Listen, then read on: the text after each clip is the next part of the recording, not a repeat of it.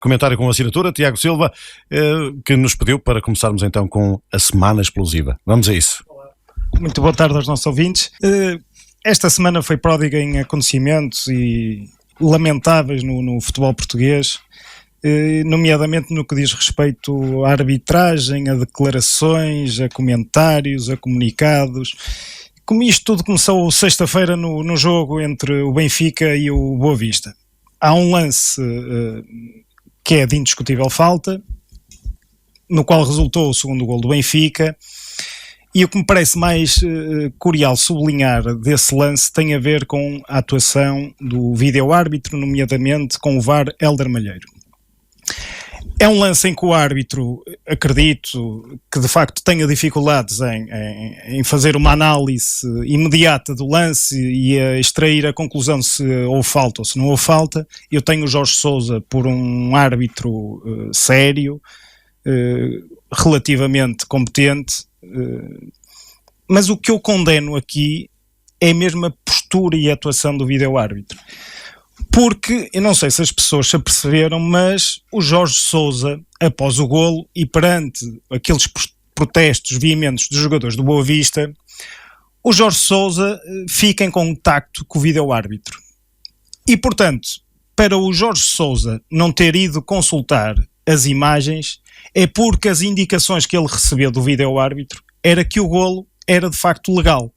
Ou seja, para o vídeo-árbitro, o lance nem sequer suscitou dúvidas, porque se tivesse suscitado dúvidas, ele tinha que dar a indicação ao Jorge Sousa para ir visualizar o lance. E não o fez. E, portanto, eu pergunto, como é que é possível um vídeo-árbitro, um árbitro que está a analisar o lance com imagens, não se ter apercebido de algo que toda a gente em casa percebeu? E eu ainda relego os comentários dos adeptos do Benfica, que obviamente que a sua camisola, a sua pele não lhes permite distanciamento para estar a opinar relativamente àquele lance, que consideram que não houve falta nenhuma, mas todos os especialistas da arbitragem consideraram unanimemente que aquele lance foi precedido de falta. E a falta é notória e clara. Quando se vê as imagens, o toque, a falta do Sérvio sobre o jogador do Boa Vista. Portanto, eu pergunto, como é que é possível um vídeo-árbitro nem sequer lhe ter suscitado dúvidas aquele lance? Como é que é possível isto? Este vídeo-árbitro, este Hélder Malheiro, não tem condições para integrar um vídeo-árbitro, nem sequer para arbitrar. Porque um árbitro que não vê um lance daqueles que é tão flagrante, quer dizer, qualquer pessoa vê o lance na televisão com as imagens e percebe claramente que existe falta. Portanto, eu não consigo perceber como é que alguém que tem acesso a essas mesmas imagens tem uma posição, nem é sequer de dúvida, é de certeza de que aquilo não existe falta ali nenhuma. E isto é que incendeia o futebol. Porque eu depois ouvi comentários, nomeadamente daquele famigerado defensor da verdade desportiva, do Rui Santos, dizer, mas o Benfica fez um grande jogo, nós não podemos só olhar para a árvore, temos que olhar para a floresta, o Benfica fez um grande jogo. Quer dizer, isto é de quem não percebe nada de futebol. E é natural que o Rui Santos não perceba, porque o Rui Santos nunca deu um pontapé numa bola. Porque, obviamente, que um lance daqueles é decisivo para o desenrolar do jogo. Estamos a falar de um golo, salvo erro, aos 10 minutos da segunda parte. É um golo que muda completamente o sentido do jogo. Porque, obviamente, se é assinalada ali falta, o que é natural que aconteça? É natural que, à medida que o tempo vá passando, a equipa que necessita de ganhar se sinta um pouco mais ansiosa. O discernimento começa a faltar, a outra equipa aproveita, faz algum antijogo, como é normal, no futebol português sucede sempre. E, portanto, começa o tempo a escassear. E, portanto, a capacidade que a equipa tem para dar a volta ao resultado, as condições já são diferentes. E, portanto, vir-se dizer que aquele lance, é um lance, mas não podemos olhar para o lance, o Benfica até depois marcou mais golos. Obviamente que aquele lance é decisivo, porque depois a equipa adversária, o Benfica, fica muito mais confortável e confiante no jogo. E é claro que depois este tipo de lances não integra a tal liga da verdade, a Liga Real, do tal Rui Santos, porque esta Liga Real é tão caricata que, por exemplo, um lance desta natureza não é contabilizado porque o Benfica ganhou por uma diferença mais de um golo. Quer dizer, isto é só para que as pessoas percebam como é que estes analistas, estes comentadores, avaliam e analisam o futebol quando não percebem nada daquilo que estão a falar sobre o tema. Isso é que chega a ser confrangedor. Mas agora vamos ao Hélder Malheiro. O Hélder Malheiro não chega à arbitragem a este patamar por acaso. Não é? O Hélder Malheiro, na época 2013-2014, validou um golo num jogo célebre entre o Atlético e o Benfica B, em que o jogador do Benfica B marca um golo ostensivamente com a mão. Ele está de frente para o lance até está no YouTube. Ele valida o golo quando o jogador do Benfica marca o golo ostensivamente com a mão. Depois, passado uns tempos, nomeadamente 3 ou 4 anos, o Benfica faz um protocolo com o Leixões, em março de 2017. No mês a seguir, o senhor Hélder Malheiro vai apitar o Friamundo Penafiel. O Friamundo que, naquela época e naquela altura, estava numa luta acérrima com o Leixões para a manutenção na segunda liga. E o que é que acontece? Nesse jogo, Friamundo Penafiel, há uma arbitragem do Hélder Malheiro lamentável, que inclusivamente deu origem a uma queixa-crime por parte do presidente do Friamundo, dizendo que o resultado estava viciado, que lhe tinham mostrado mensagens do WhatsApp, que lhe davam conta de quanto é que estaria o resultado ao intervalo e no final do jogo. Isso foi muito polémico.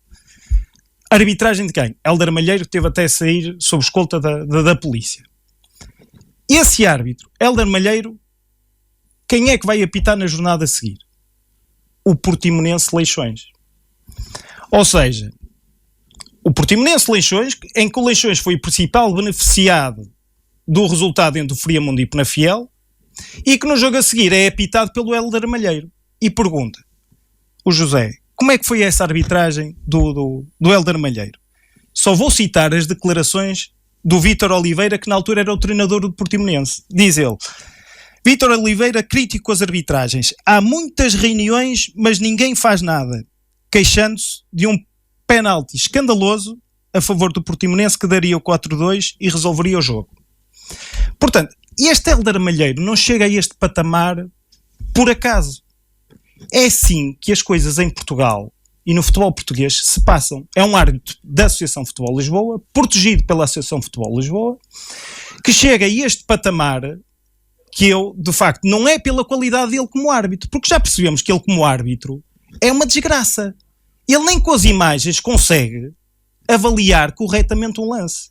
Não sei se é por desonestidade pessoal, se é por incompetência, mas não consegue. E, portanto, o que eu pergunto é como é que é possível que este árbitro continue a ser nomeado pelo Conselho de Arbitragem, que é para apitar jogos, apitou ainda há pouco tempo o Vizela Benfica, com mais outra arbitragem lamentável, e depois é indicado para um VAR desta natureza, de um jogo desta importância.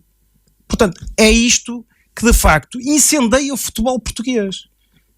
Porque as pessoas, eu sou portista. Tiago, mas esta questão até relativamente ao VAR, isto é sintomático de que as coisas estão erradas ou estão viciadas à partida? Eu quero crer que estão erradas. Porque se eu tiver provas que estão viciadas, eu entrego-as a quem de direitos. Mas isto leva a que as pessoas entrem numa descrença sobre o futebol e sobre a probidade e honestidade das pessoas que estão a gerir o futebol e que estão a apitar o futebol, que só destrói o desporto. E isto é que é absolutamente lamentável, porque é isto que incendeia semanalmente, depois conjuntamente com os tais Pedro Guerras e outros cartilheiros, porque eu sou portista, mas eu gosto sobretudo de futebol, que o meu clube ganhe, mas que as coisas sejam feitas de forma limpa. Se o meu clube não for melhor e se perder, pronto, apenas tenho que reconhecer o mérito do adversário, só isso. Agora, as coisas têm que ser feitas de forma limpa. Toda a gente se recorda do ano passado, quer dizer, quando o Benfica, no final do campeonato, quando o Benfica estava com aquelas dificuldades em determinados jogos, toda a gente via que havia sempre uma decisão arbitral que tendia sempre a favor do Benfica e que lhes permitia estar à frente no jogo e estar muito mais confortável. Eu lembro-me do jogo Moreirense-Benfica, eu lembro-me do jogo do Braga-Benfica, eu lembro-me do jogo do Feirense-Benfica e lembro-me da situação mais escandalosa que é do Rio Ave-Benfica. E este ano parece que estamos aí pelo mesmo caminho.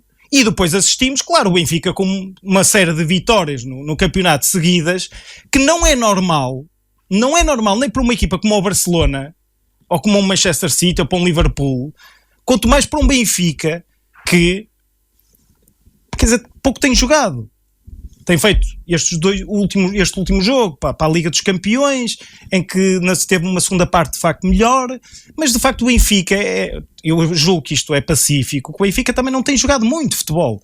E portanto não é normal que exista um clube que tenha tantas vitórias consecutivas que não sejam acompanhadas de uma qualidade de jogo. E quando nós vamos a descascar esses respectivos jogos, constatamos que existem sempre decisões arbitrais, quando o jogo está muito complicado, quando estão atrás no marcador, que tendem para eles. Pronto, era só isto que eu queria referir relativamente ao jogo de sexta-feira. Vamos a sábado. Jogo de sábado. O jogo de sábado, e eu disse-o aqui na semana passada, era essencial para o Futebol Clube do Porto. Porquê? Porque cada jogo é uma final. E porque o Porto não se pode dar ao luxo de deixar o Benfica fugir, porque sabemos, ou tememos, que o Benfica vai perder poucos pontos, precisamente porque, mesmo nos jogos em que esteja mal, nós tememos sempre que isto se repita do que sucedeu na sexta-feira.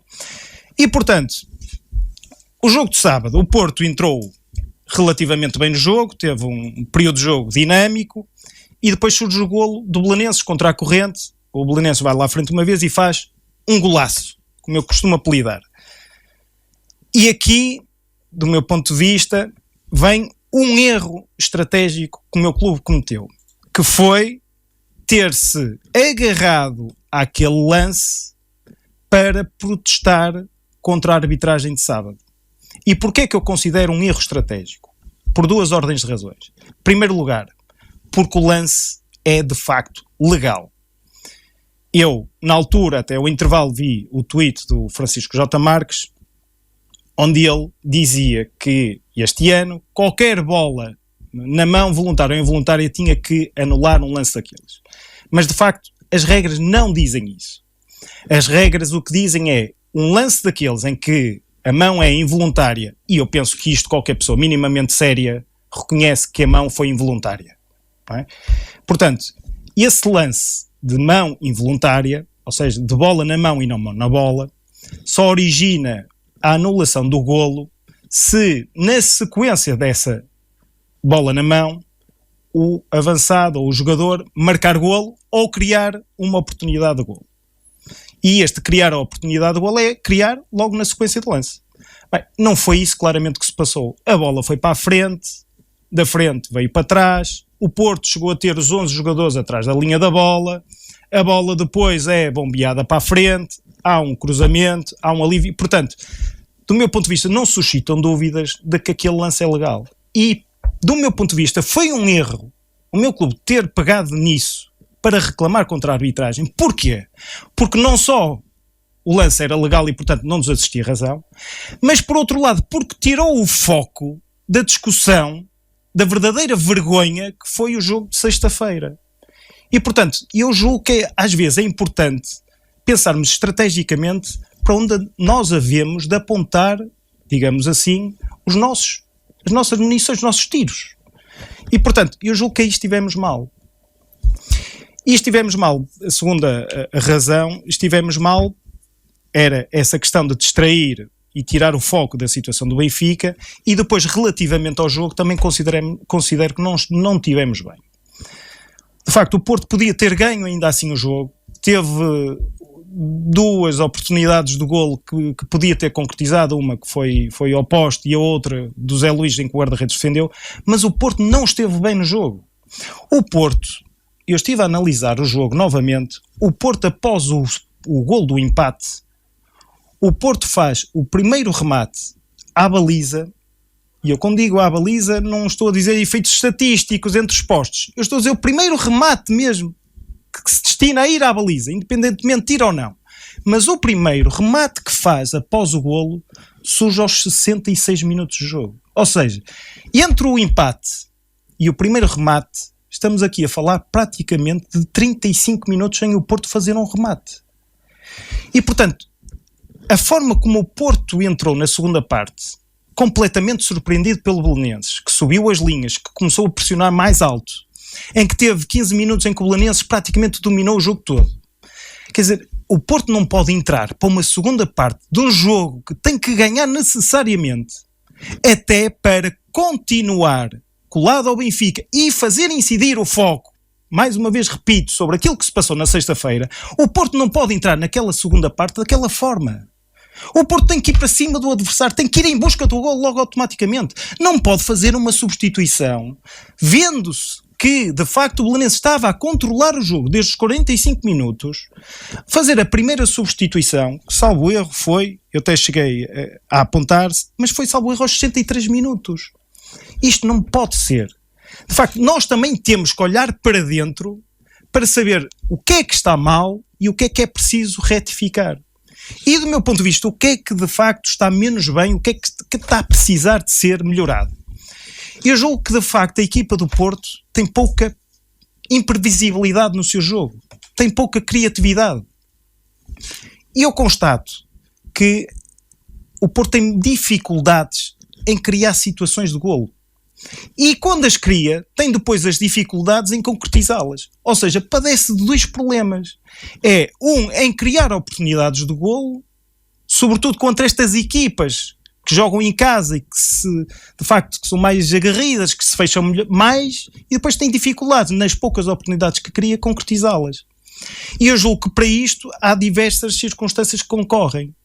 Em primeiro lugar, eu considero que o Porto, como uma equipa que tem aspirações a lutar pelo título, não pode jogar com um lateral direito como o Manafá. O Manafá, no último jogo de sábado, não teve uma única ação correta no jogo. Não teve um único cruzamento bem feito. Não teve um único passe bem feito. Todas as suas ações no jogo foram más. O Manafá não tem qualidade para ser titular, para ser um titular, que eu defendo, do Porto, naquela posição. Aliás, viu-se que o Porto começou a crescer no jogo, precisamente a partir do momento em que o Corona desce para lateral direito, o Otávio só passa à frente e eles passam a conseguir combinar um com o outro. E, portanto, para além disto, considero também que o Lume não pode jogar ao lado do Danilo. O Porto precisa de um outro tipo de jogador naquela posição, capaz de pautar o jogo do Porto, capaz de pegar na bola por vezes e romper as linhas intermédias do adversário, por forma a criar desequilíbrios. E o Lume é um jogador que joga para trás e para os lados. É um jogador que, em termos ofensivos, não dá nada ao Porto. E, portanto, nós olhamos para o 11 do Porto e o único jogador que oferece ali criatividade e imprevisibilidade é mesmo o Corona. E, portanto, eu julgo que é isto que está a contribuir para que, de facto, o Porto não consiga ser mais impositivo no jogo, ser mais imprevisível, criar mais sufoco nos adversários, mais oportunidades de golo. Os melhores jogos que o Porto fez este ano, até para mim até foi o melhor jogo, para além do jogo no Estádio da Luz, foi o jogo com o Famalicão, em que o Porto teve um futebol criativo, dinâmico, imprevisível, em que fez uma excelente exibição, mas depois disso não vimos nada. E, portanto, eu acho que também é importante, sem deixar de sublinhar aquilo que se passa, esta vergonha arbitral, é também importante nós olharmos para dentro e percebermos aquilo que está mal, não enfiarmos a cabeça na areia e procurarmos retificar e melhorar.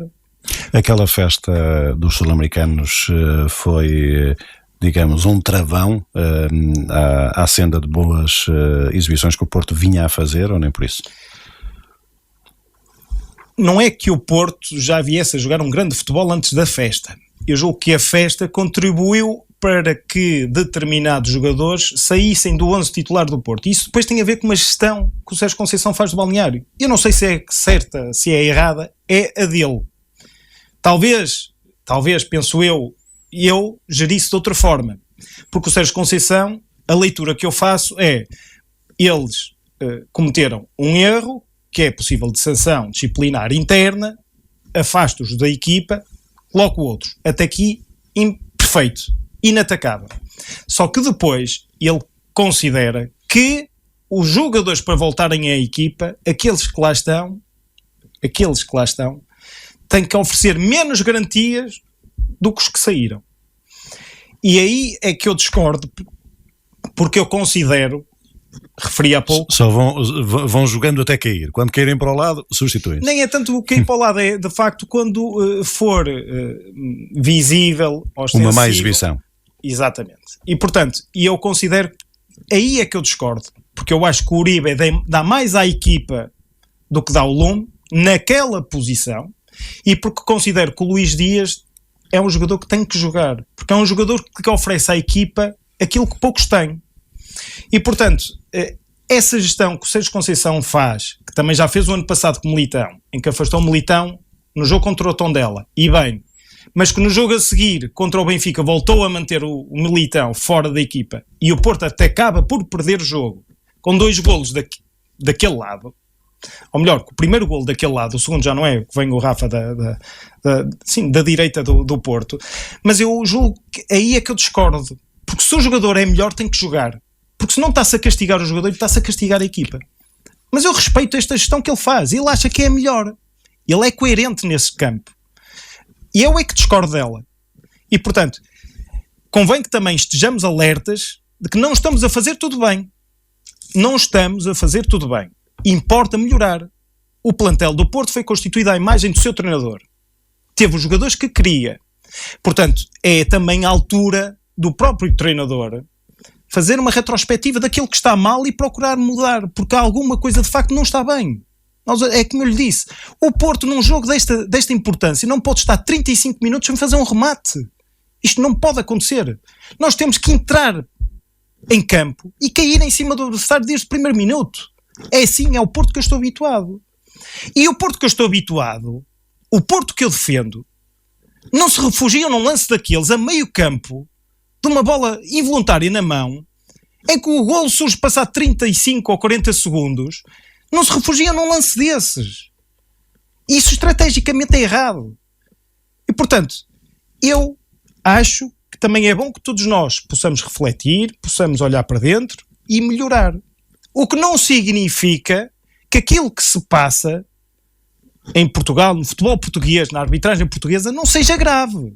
Porque o que se está a passar é grave. Porque depois vemos o comunicado do Conselho de Arbitragem.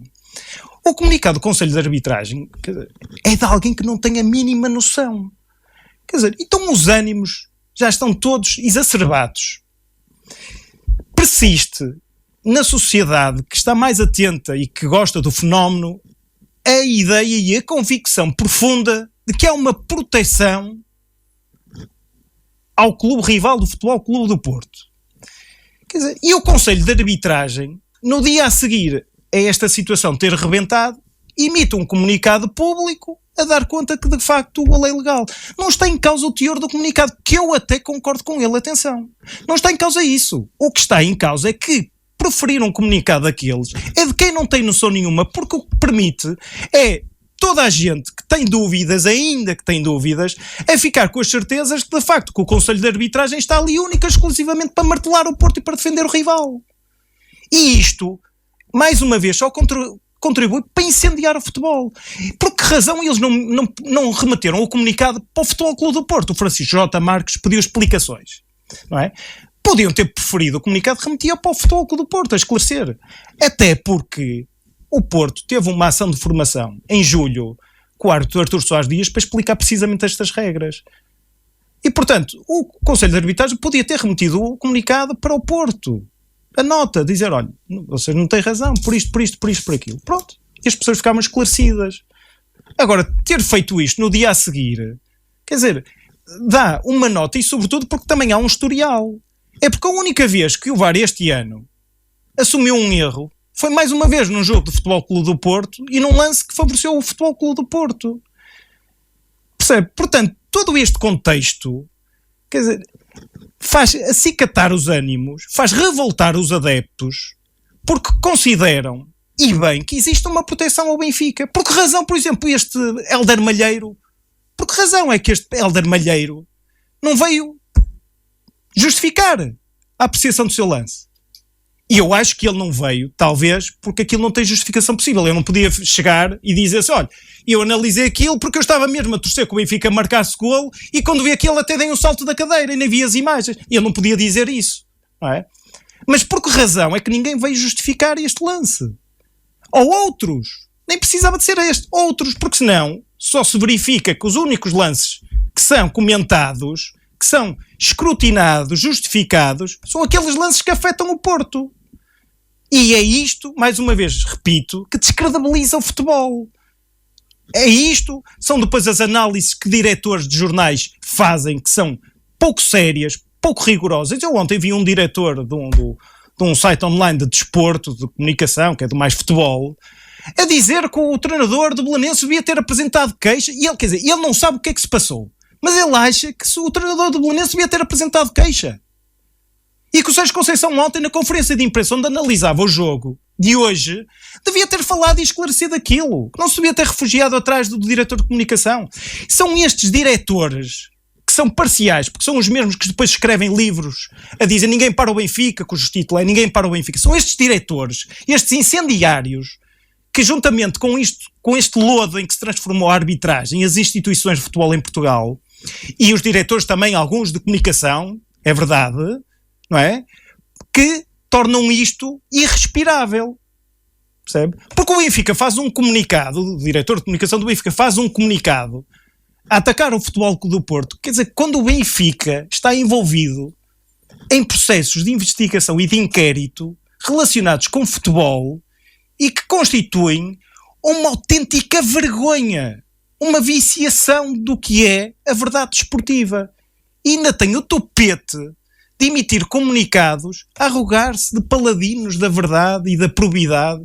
Quer dizer, eu acho que está tudo doido, sinceramente, acho que toda a gente perdeu o tino, a irracionalidade está num ponto máximo, não há qualquer tipo de discernimento, de imparcialidade, de hombridade a analisar estes temas do futebol. Quer dizer, eu sou portista e sou o primeiro aqui a estar a reconhecer, e disse-o no domingo, ao intervalo, que o lance do gol do Belenenses era limpo.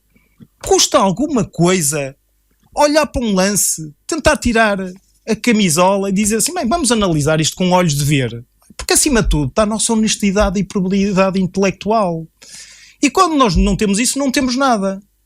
Portanto, acho que é a altura de todos refletirmos. Muito bem, foi o comentário com a assinatura no dia de hoje a cargo do Tiago Silva.